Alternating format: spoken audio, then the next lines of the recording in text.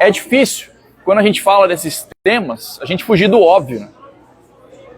Daquela coisa, eu já ouvi isso 1000 vezes. Não, isso aqui eu só ouvi 100 vezes, isso aqui eu só ouvi 500, né? Então, mas vamos entrar nesse assunto, né? Falar sobre essa situação e ver o que Deus tem para falar para nós, né? Eu acredito que quando a gente lê um texto pela 1000ª vez, se a gente lê em espírito, a gente vai aproveitar algo daquilo, né? Deus, ele pode, às vezes, na 1000ª vez que a gente lê um texto, aquilo pode mudar a nossa vida. Então vamos crer que, na verdade, aqui é o Espírito Santo que está falando com a gente, né? Então o Espírito Santo, ele pode tudo, inclusive nos transformar com textos que nós já ouvimos e lemos várias vezes. Então vamos começar aqui, ó. Deixa eu ler aqui, o seu Raul gosta que lê o verso principal aqui, então vou ler aqui.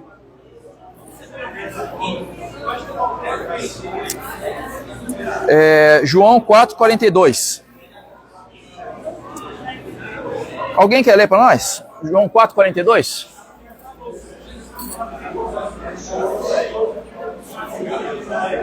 Ó, o Naka tá com o negócio aí. Vai lá, Naka. E diziam a mulher, agora não é... Não é mais por causa do que você falou que nós cremos, mas porque nós mesmos ouvimos e sabemos que este é verdadeiramente o Salvador do mundo. Tá, então a experiência que a mulher teve, ela levou para as pessoas da cidade lá, onde eles estavam, e essa experiência que era dela com Jesus passou a ser deles, tá? Não vamos entrar nesse assunto agora, que é um assunto mais para frente. Mas vamos começar aqui, ler João 4, de 4 a 9. Vamos lá. João 4, de 4 a 9. Alguém encontrou aí? Quer ler bem alto para nós? Karen, você quer ler? Vai, ler bem alto. Hã? Como? Ah, tá. E era-lhe necessário passar por Samaria. Foi, pois, a uma cidade de Samaria chamada Sicar, junto da herdade que Jacó tinha dado a seu filho José. E estava ali a fonte de Jacó.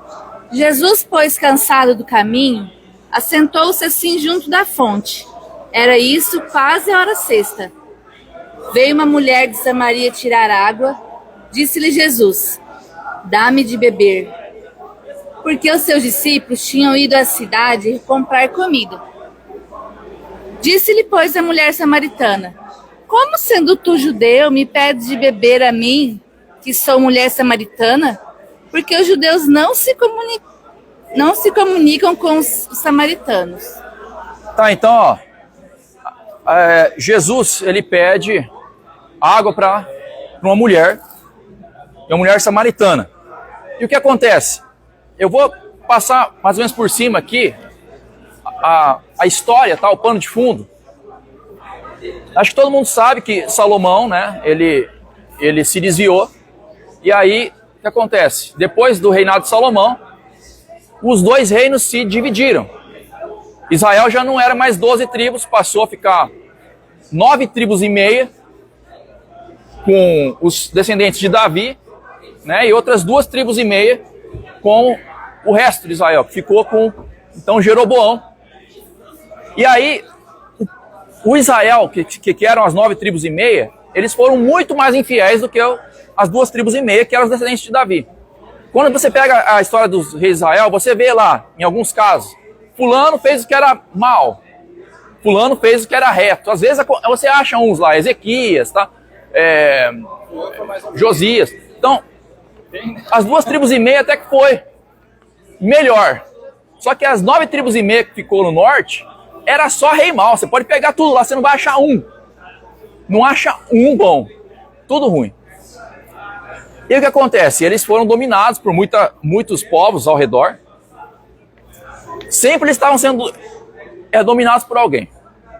E aí teve o império, né, o primeiro grande império, que foi o Império Assírio.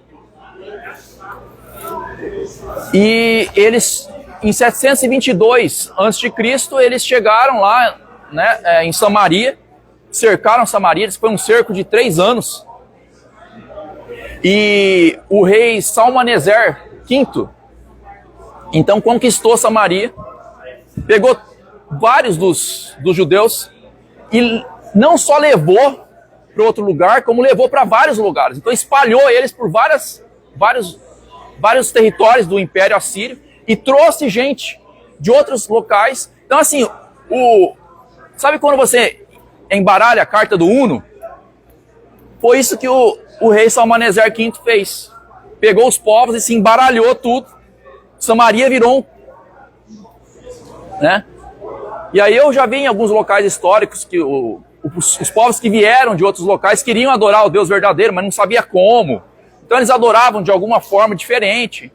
Então ficou um povo assim muito diferenciado, diferente mesmo. Enquanto o reino de Judá ficou firme.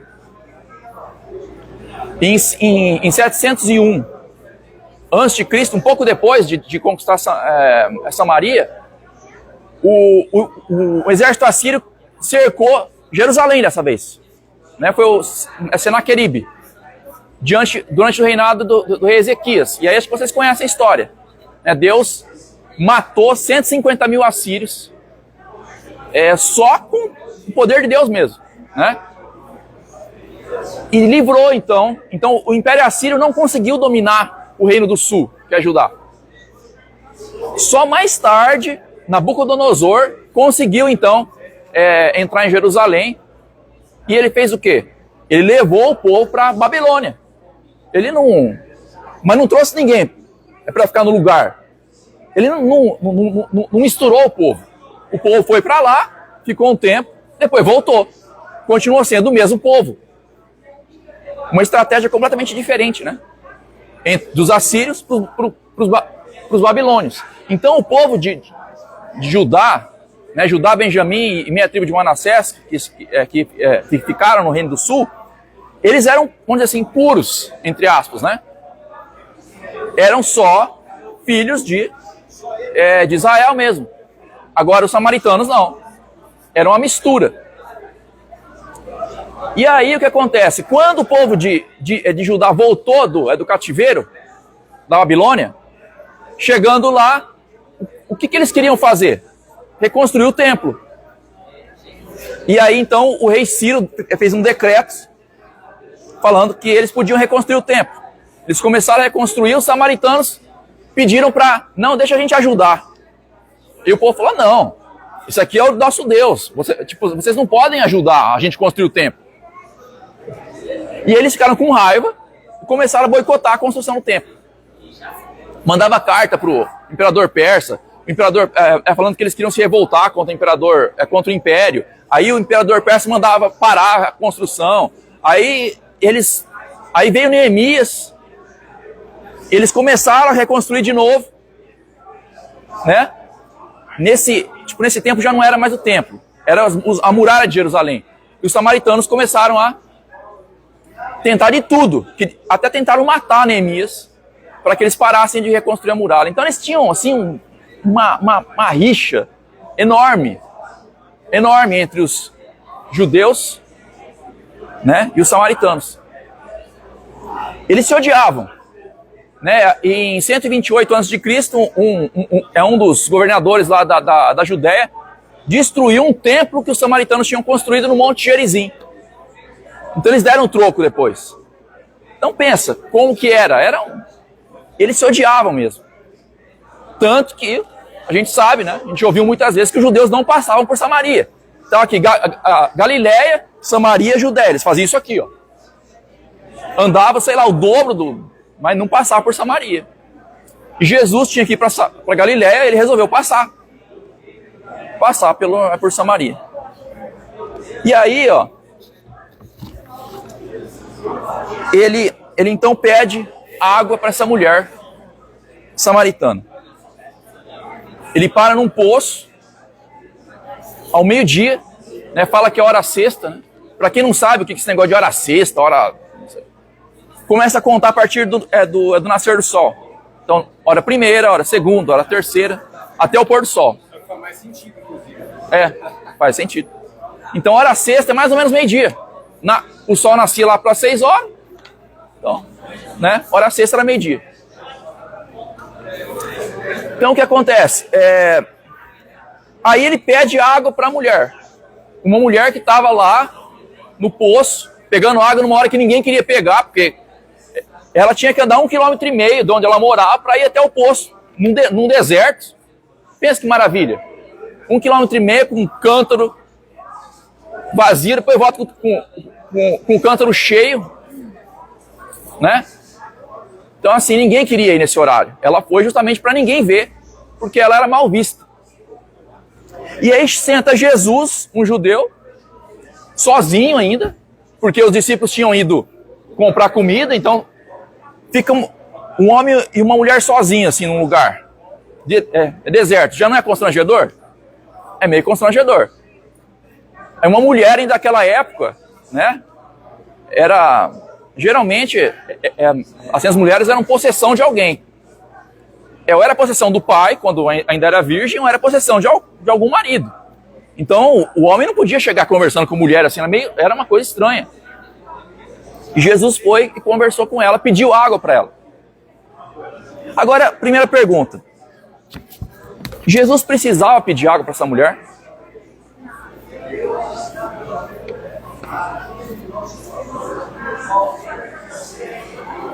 Por que Jesus fez isso? Ele precisava de pedir água para essa mulher, ele estava morrendo de sede.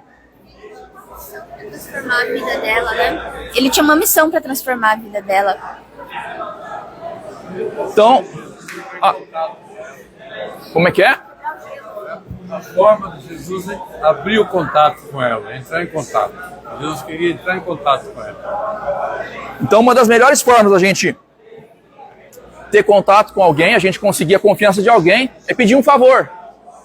Porque a gente se coloca numa posição de vulnerável. É tanto que chegou uma hora lá que eles começaram a conversa que Jesus nem quis mais saber da água. Fala, Naka, fala todo mundo aí. Jesus falou só no final quem ele era.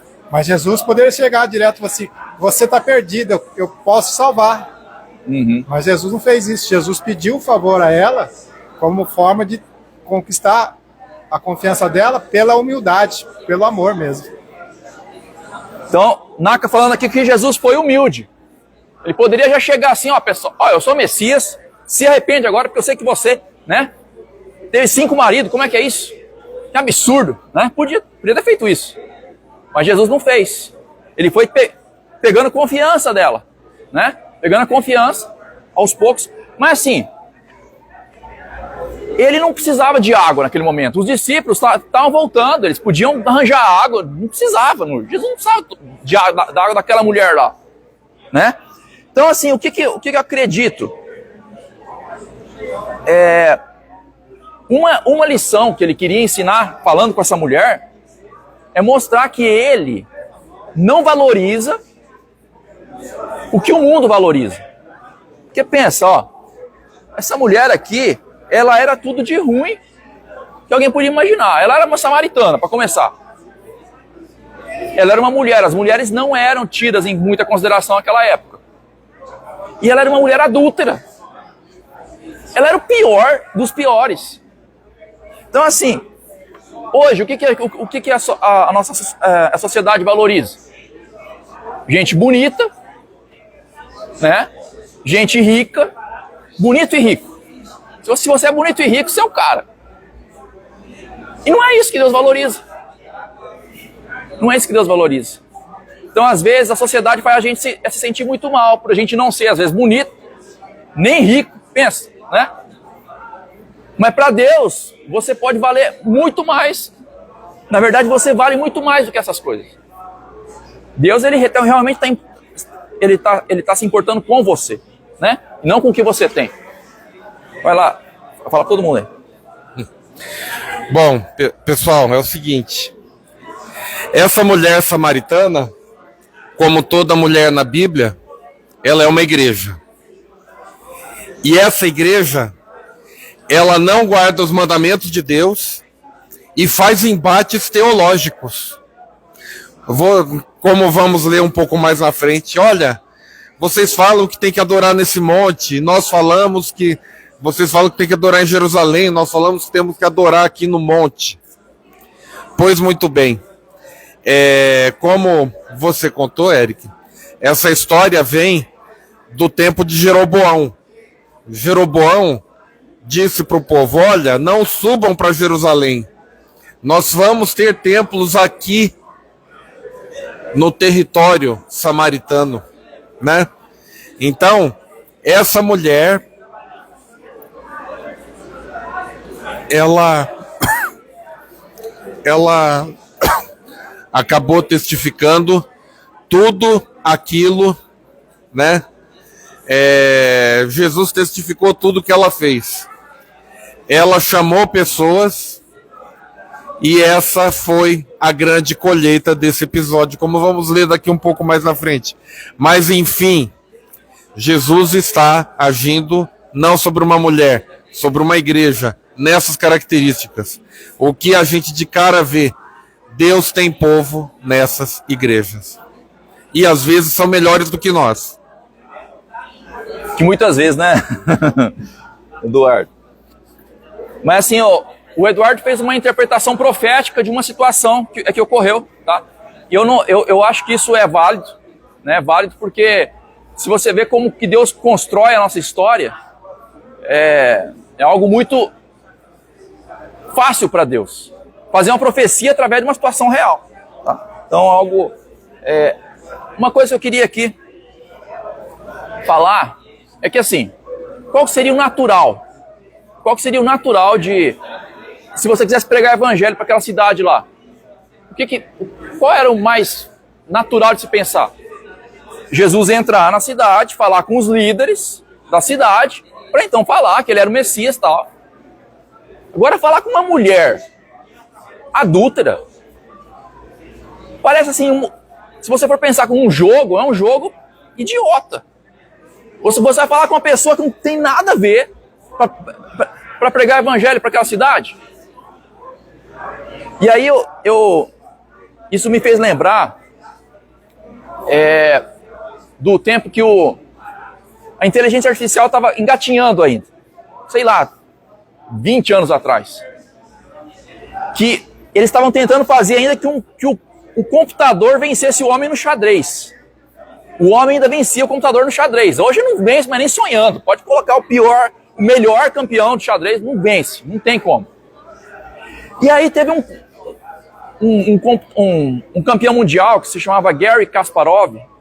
Ele vencia sempre os computadores. Aí teve uma vez que um computador da IBM chamado Deep Blue venceu o campeão mundial pela primeira vez. E aí o pessoal comemorou, tal. Eles fizeram mais alguns jogos. Uma hora o campeão vencia, outra hora o computador vencia.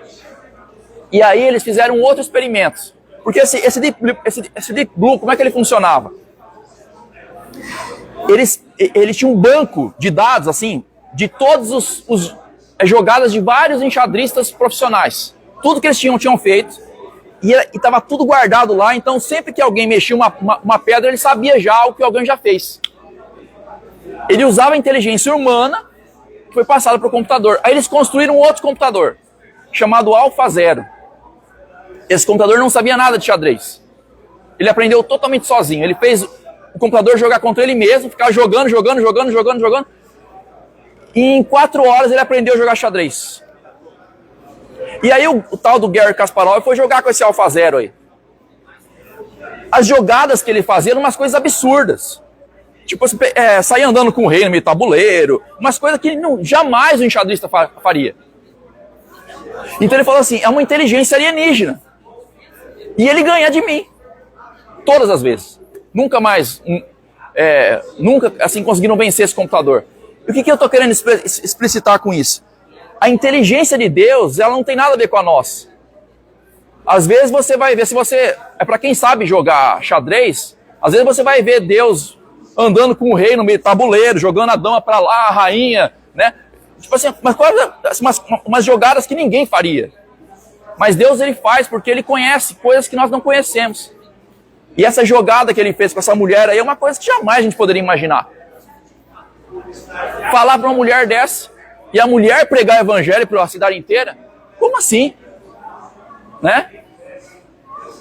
A inteligência de Deus é uma inteligência muito diferente da nossa, muito superior. Então, às vezes, você vai sentir que Deus quer que você faça algumas coisas meio absurdas, tá? É claro que quem for meio esquizofrênico tem que tomar cuidado, tá? Com isso daí. Mas, às vezes, Deus vai querer que nós façamos algumas coisas meio absurdas. Confie nele quando parece que tudo já... Eu confio nele. Então fica essa lição aí. Você quer falar alguma coisa, William? Então vamos lá. João 4, 10 e 11 agora.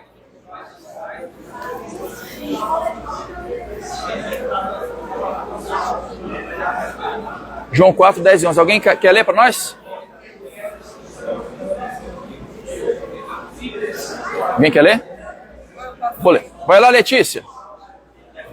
Bem alto, vai bem alto. Jesus respondeu: se você conhecesse o dom de Deus e quem é que está lhe pedindo água para beber, você pediria e ele lhe daria água viva.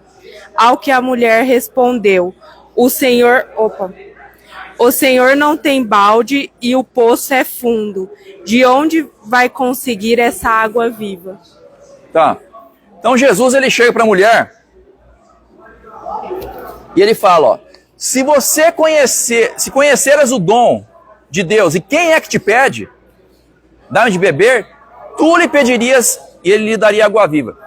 Jesus, assim, se a gente trouxesse para a linguagem de hoje, Jesus estava falando assim, você sabe com quem está falando?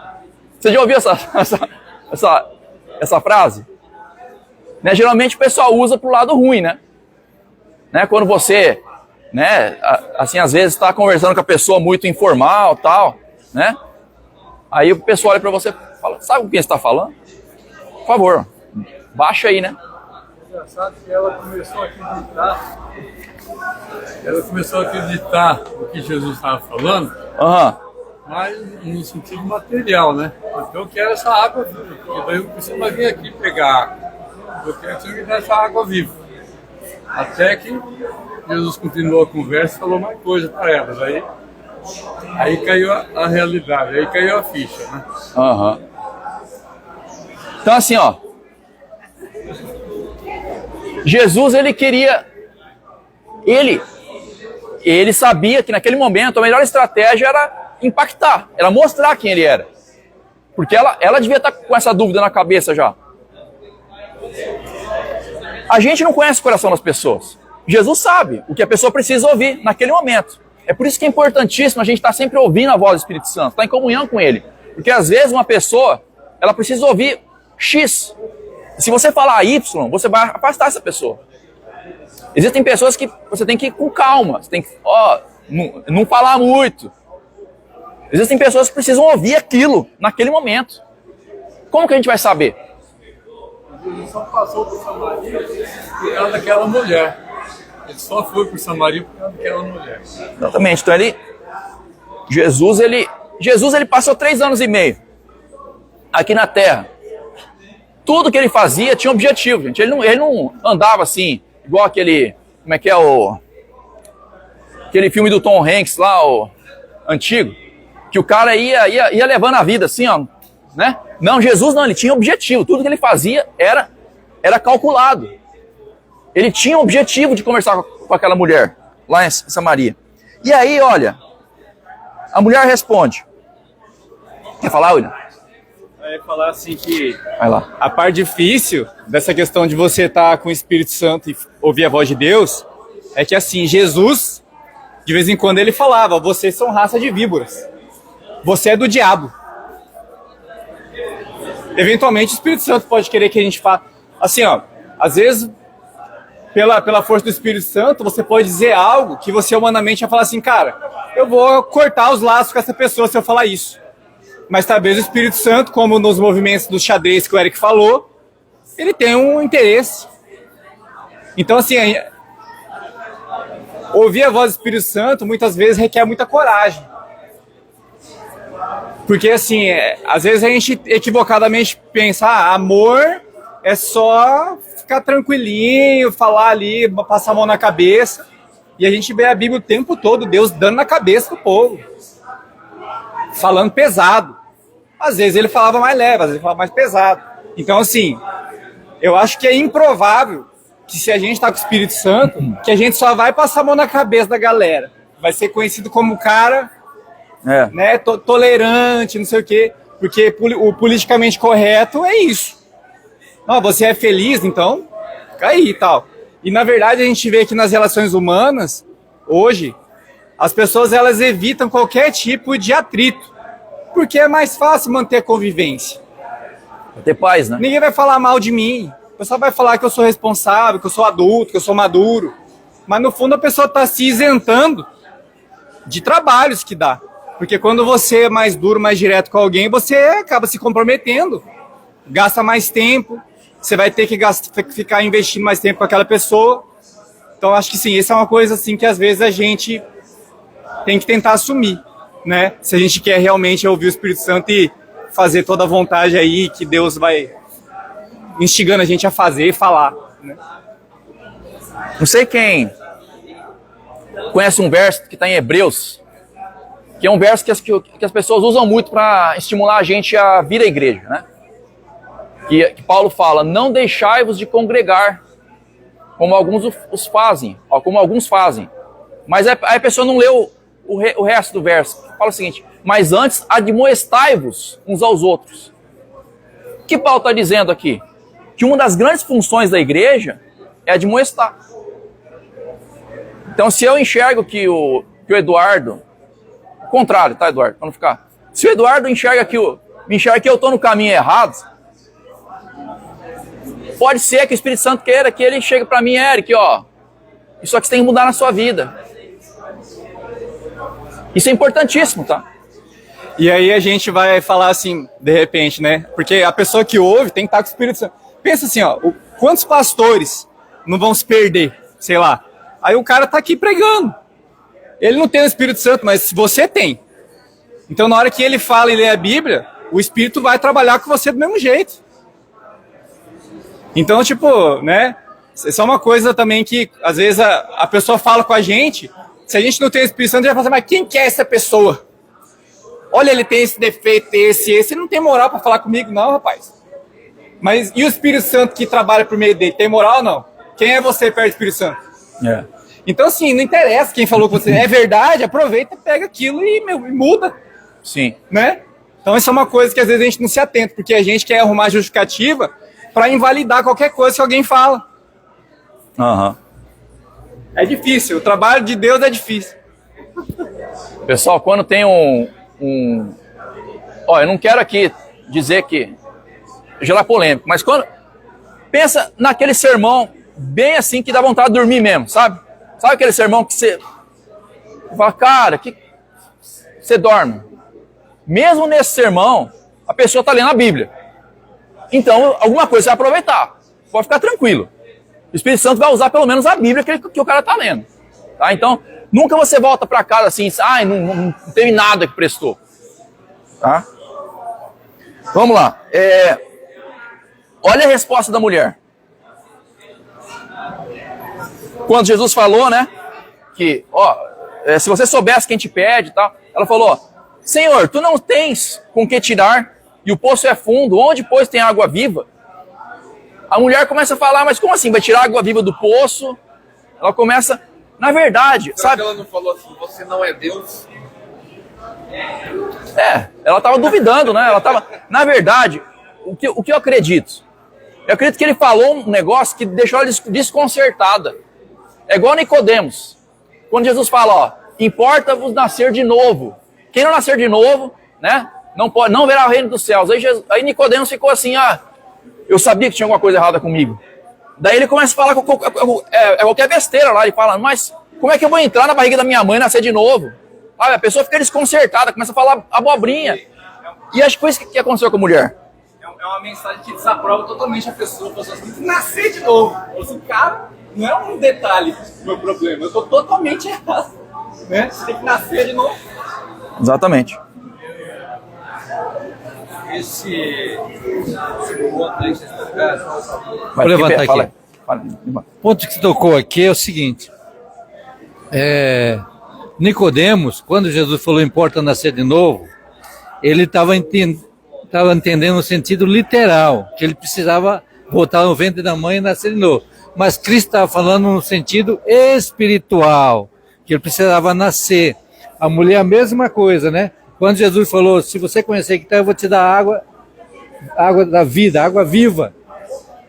E ela entendeu que era a água que ela estava precisando, a literal. Mas Jesus estava falando espiritual. A água que te der é para você não ter mais sede, né? Então, o entendimento deles aqui no começo foi literal, né? E Jesus estava falando no sentido espiritual. Você precisa nascer de novo. Você precisa da água da vida. Ela deu a entender aqui que ela conhecia. Ela conhecia um pouco. Porque ela diz, né? Quando o Messias vier, né? Não vai ser um local para adorar, né? E aqui ela não conhecia quem era Jesus. Jesus se revelou. Ela teve o privilégio, né? De Jesus falar, eu sou o Messias, né? A palavra de Deus, que é o único momento que Jesus se revela como o Messias. Outra parte, irmão, da lição que é importante nós sabermos aqui, que ela destaca, é que Jesus vem quebrando aqui, como se diz, me fugiu a palavra aqui, porque eles tinham um problema entre judeu e samaritano, né? Me ajuda aí com essa palavra. É uma inimizade. Não, conflito. Confrontos. A gente faz diferença de pessoas. Como faz diferença de pessoas? Inimizade. Meu Deus, estava com a palavra na Inimizade. boca. Vai lá. Então, Jesus, ele mostra aqui que ele não faz acepção de pessoas, né? Porque aqui, quando eles foram para Samaria, né? Ele podia ir por outro caminho. Jesus foi por ali. Na cabeça dos discípulos, o que era? Eles estavam se preparando para um grande evangelismo, mas eles queriam ir a uma cidade grande. Jesus agora mostra que o evangelismo é num lugar pequeno, uma pessoa, né? E aí ele quebra essa palavra não. Preconceito. Preconceito. Minha mãe falou. Preconceito. Porque lá naquela época, né? Vocês podem imaginar, irmão, que a lição diz que dos 722 antes de Cristo já havia esse preconceito entre judeu e samaritano. Olha quanto tempo se passou. E diz quando Jesus estava lá, ainda existia esse preconceito. Ainda mais com uma mulher samaritana. Então Jesus vem quebrando todos esses preconceitos e mostrando que o evangelho é acima de tudo, né? Ele vem conversando com uma mulher. Ela até estranha essa conduta de Jesus. Falou, você, um judeu, conversar com uma mulher, né? Jesus, ele mostra que a gente não tem que ter preconceito, irmãos. Muitas vezes a gente tem esse preconceito, eu sou adventista, não vou conversar com um católico, não vou conversar com um presbiteriano. Não tem preconceito. Você tem que mostrar, exatamente. E aqui nós aprendemos, né? Outro ponto interessante que a lição vem trazendo para nós precisamos destacar. Qual era o propósito daquela mulher? Era buscar água, né? E ela era uma mulher que se escondia por causa de quê? Pela vida dela, né? Vida errada. Então ela ia no poço que hora? Meio-dia, na hora que não tinha ninguém, né? A lua estava lá 50 graus e ela ia. Nicodemo foi a Jesus que hora? À noite, escondido, né? E essas pessoas muitas vezes se escondem, elas precisam ser encontradas, né? E Jesus foi justamente isso. E aí o que acontece? Ela foi buscar água, mas depois o propósito que ela tinha de buscar água embora ficou em segundo plano. Ela esqueceu tudo aquilo lá. E agora ela corre para a cidade, né? E falou, eu encontrei o Messias, o homem que falou tudo da minha vida, né? Que maravilha. Isso é exemplo para nós, irmãos. Nós somos essa mulher samaritana. Cristo nos apresentou, nos buscou, nos resgatou. E agora Ele quer que a gente deixe o nosso propósito aqui e pregue o Evangelho. Leve para as pessoas que estão aí fora. Eu encontrei o Messias, o Salvador. Né? Quantas das vezes, irmão, nós deixamos de lado de dizer que Jesus está voltando. que a pessoa precisa de uma mudança, de uma conversão. E é isso quem faz o Espírito Santo. Por isso que nós devemos orar. Se prega muito, irmão, pouco nas igrejas sobre o Espírito Santo. A gente deve clamar. Jesus falou, se você pedir, vai ser dado. Nós temos que pedir o Espírito Santo na nossa vida, porque sozinho nós não vamos fazer nada. É o Espírito Santo que faz a obra. Nós somos apenas os instrumentos. Quando você sai sozinho, você não vai conseguir nada. Mas quando você pede ao Espírito Santo, o Espírito Santo vai colocar, a Bíblia diz, até as palavras na nossa boca. E esse aqui é testemunho do samaritano. Agora, eu imagino essa mulher, trouxe toda a cidade, irmãos, né, para ver. Agora falou, nós não viemos porque o que você falou, agora nós viemos porque ouvimos a palavra, né? Então é uma lição muito importante para nós hoje, irmão, né? Esse testemunho dessa samaritana, que ela abandonou tudo que ela tinha para fazer e trouxe a cidade até Jesus. Que nós possamos ser essa testemunha também aqui. Amém. Uma coisa que me ocorreu aqui, que o seu Raul fez um contraste entre Nicodemos e a mulher samaritana, né? Que os dois foram escondidos. Estava escondendo, mas um estava escondendo de uma... Assim, estava escondendo do povo, né? A mulher... Sim. Só que a mulher estava com vergonha de quem? Do quê? Dos pecados dela, certo? Estava com vergonha dos pecados dela. Jesus não. Não, Nicodemos não. Ele estava com vergonha de Jesus mesmo. Dos colegas dele ver ele com Jesus. Você consegue ver que nesse ponto a mulher estava sendo muito mais nobre que Nicodemos? Ter vergonha dos pecados, tá certíssimo. Ó. Reconhecia os pecados dela. A gente tem que ter vergonha dos nossos pecados mesmo. Tem que ter. Agora de Jesus não. Então, é bem interessante. Aí, ó, deixa eu ler aqui. Acho que dá para vocês lerem. Mais um. João 4, 13 e 14. Alguém pode ler? Letícia, vai ler bem alto, Letícia. Jesus respondeu: quem beber desta água voltará a ter sede, mas aquele que beber da água que eu lhe der nunca mais terá sede. Pelo contrário, a água que eu lhe der será nele uma fonte a jorrar para a vida eterna. Amém. Então, ó, viu? O pessoal que está aí atrás, ó, tem lugar aqui, tá? Nesse banco aqui, ó. Tem lugar aqui também, se vocês quiserem sentar, tá? Só dar uma espremida aqui, tá? Vou sentar aqui. Então, ó. Como que funciona essa questão da água viva? O que Jesus estava querendo dizer? Porque ele estava falando assim, ó, assim que você beber essa água, você nunca mais terá sede. Com certeza não é sede física. Está falando aqui de sede espiritual. Sede de Deus, certo? Agora, depois que a gente se converte, como é que funciona isso? Depois que a gente se converte, a gente nunca mais tem sede de Deus, então? A gente fica saciado pro resto da vida? Como é que é isso? Não sei se você se lembra da época que você não era convertido. Eu me lembro. Eu lembro que é como se eu estivesse num deserto, sem água, e eu ia buscar, então, água em tudo quanto é lugar, né? Bebia areia, achando que era água, né? Igual quem está no mar, por exemplo, bebe água salgada para matar a sede. O que acontece? A pessoa bebe e não sacia a sede, porque o sal, ele acaba absorvendo aquela água que você bebeu. Então não sacia. E era assim que eu me sentia. Eu buscava em quê? Às vezes, à noite, numa festa, numa balada, sei lá, num namoro. Num namoro, agora eu vou ser feliz. Era uma loira. Então eu buscava nessas coisas e nunca me saciava. Então a diferença para quem teve um encontro com Jesus é que a sede, ela é saciável. A gente tem sede de Deus, a gente prioriza Deus na nossa vida, a gente busca Deus, a gente encontra.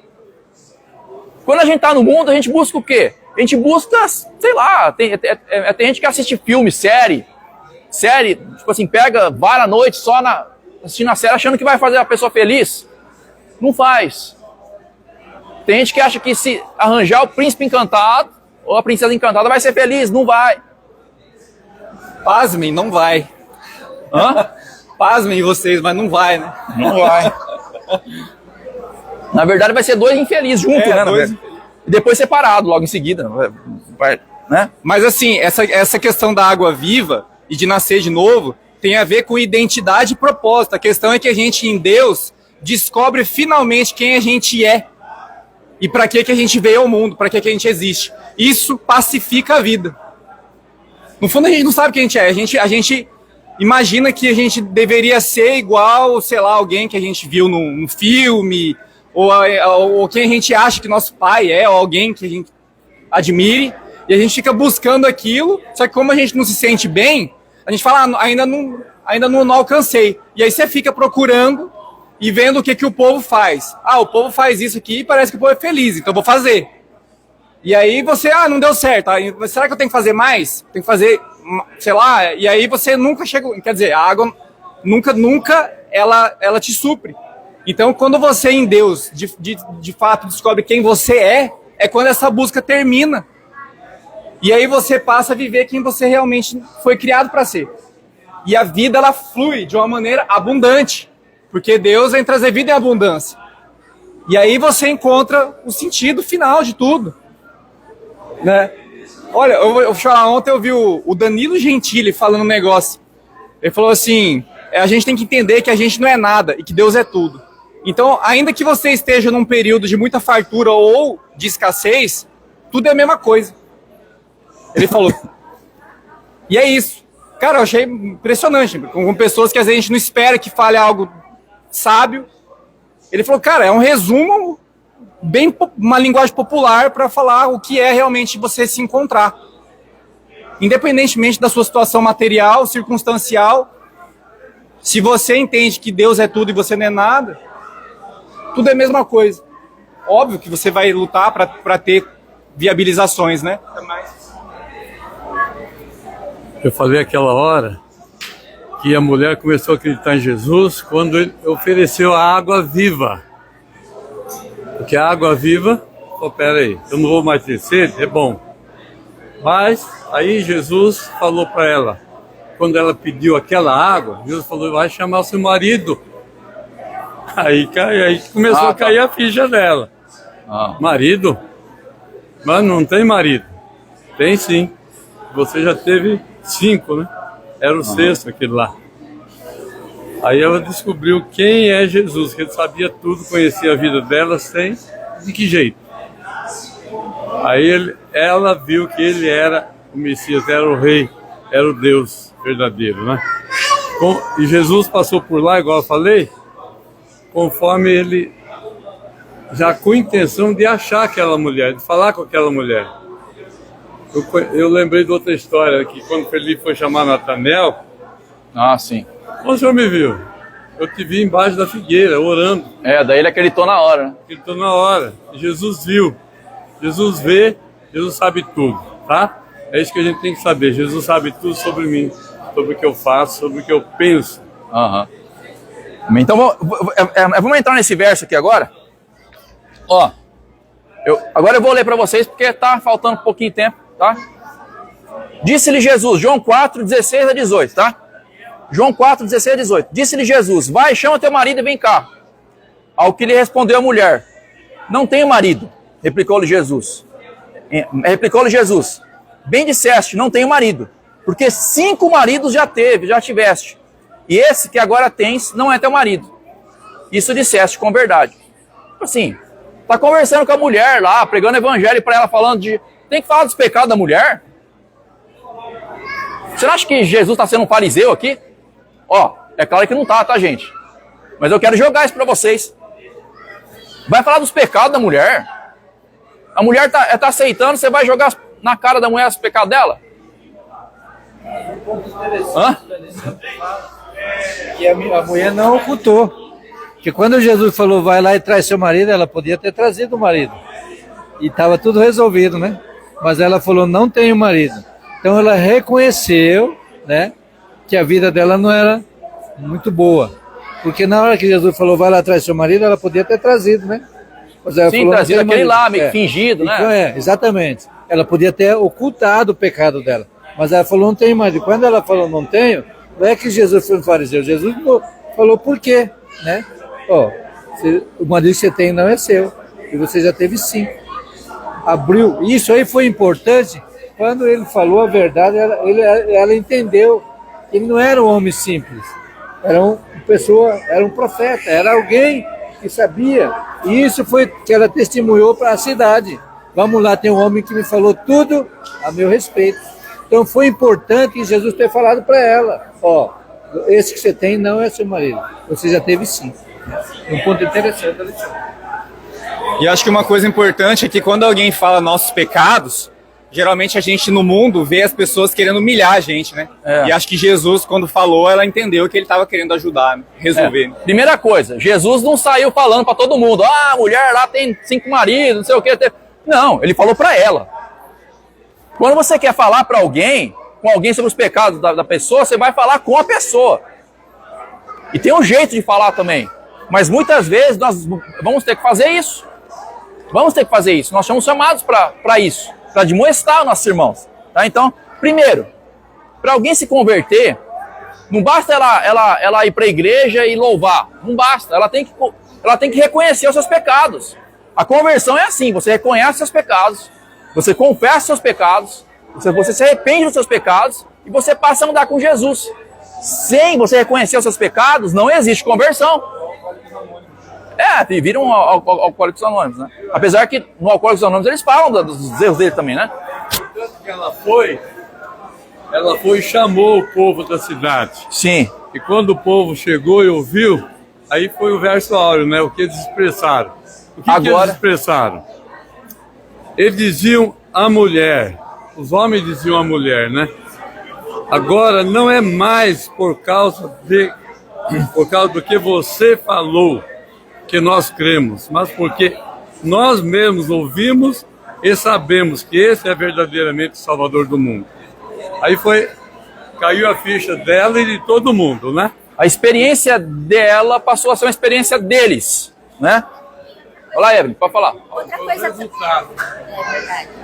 Outra coisa também que foi importante foi porque, assim, eles viram a transformação dela, né? Uma pessoa que não era, digamos assim, com uma boa fama na sociedade. Então eles foram atraídos por curiosidade. Assim, mano, essa mulher falando assim, desse jeito, quem será que transformou essa mulher? Pra ela estar falando desse jeito. E depois eles foram lá e constataram que Cristo é a palavra, né? Era a palavra de Deus. E aí eles realmente entregaram o coração. Exatamente. Então, E esse foi o objetivo que Jesus teve, né? Salvar. Vai lá. Bom, se formos resumir numa palavra ou num número tudo isso que a gente falou aqui, a palavra é 144 mil. Vocês vão falar por quê? A salvação vem dos judeus, está no verso 22. Vocês adoram que não sabem. A salvação vem dos judeus. E se você pegar a lista das 12 tribos que formam os 144 mil, esqueçam se é literal ou se é simbólico, Judá é a primeira. A salvação vem dos judeus. Depois vem as tribos samaritanas. E o que aconteceu nessa história? Jesus chamando, trabalhando e salvando essa mulher e essa igreja, né? Então, isso vai ser o processo de formação daqueles que vão ouvir o dia e a hora da volta de Jesus vivos. Esses são os 144 mil. Essa é a grande história. Vocês percebem que a mulher, o texto deixa bem claro que quando ela sai para pregar, ela larga o cântaro, né? E por que ela fez isso? Ela fez isso porque se ela fosse com o cântaro, ela ia demorar muito para chegar na cidade. A hora que voltasse, já o Jesus podia não estar mais lá. Então ela saiu correndo. Literalmente ela saiu correndo. E é quando a gente recebe sempre uma boa notícia, o que a gente faz? A gente fala correndo. Quando alguém passa no vestibular, já liga na hora, mãe, passei no vestibular, né? E a mensagem que ela recebeu, ela tinha que contar na hora, ela tinha que contar. Como que a gente tem lidado com a mensagem do evangelho que a gente tem?